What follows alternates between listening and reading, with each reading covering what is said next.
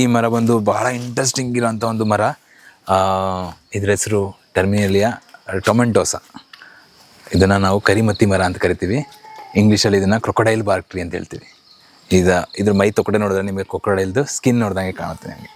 ಇದನ್ನು ನಾವು ಕರಿಮತ್ತಿ ಮರ, ನಮ್ಮ ನಾಗುಗಳಲ್ಲಿ ಅತಿ ಹೆಚ್ಚು ಕಂಡುಬರುವ ಮರದ ಜಾತಿ ಇದು. ಇದ್ರದ್ದು ಇನ್ನೊಂದು ಇಂಟ್ರೆಸ್ಟಿಂಗ್ ಕ್ಯಾರೆಕ್ಟರ್ ಏನಂದರೆ, ನಮ್ಮಲ್ಲಿ ಇದು ಮಾಯ್ಸ್ಟ್ ಡೆಸಿಡಿಯಸ್ ಮತ್ತು ಡ್ರೈ ಡೆಸಿಡಿಯಸ್ಸಲ್ಲಿ ಬರುವಂಥ ಅತಿ ಹೆಚ್ಚು ಮರ.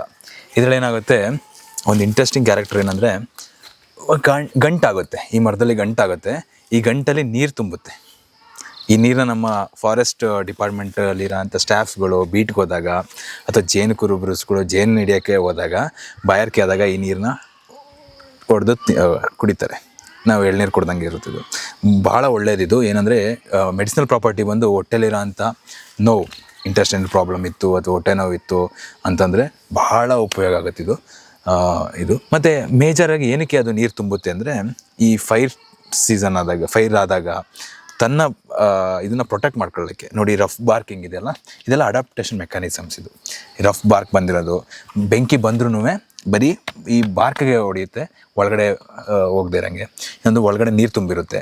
ಆ ಟೈಮಲ್ಲಿ ಬೆಂಕಿನ ನಿಲ್ಲಿಸ್ಲಿಕ್ಕೆ ಅಥವಾ ಬೆಂಕಿನ ಸ್ಟಾಪ್ ಮಾಡಲಿಕ್ಕೆ ಇದು ಭಾಳ ಉಪಯೋಗ ಆಗುತ್ತೆ. ಇದ್ರದ್ದು ಹೂವು ಮತ್ತು ಕಾಯಿನ ನಮ್ಮಲ್ಲಿ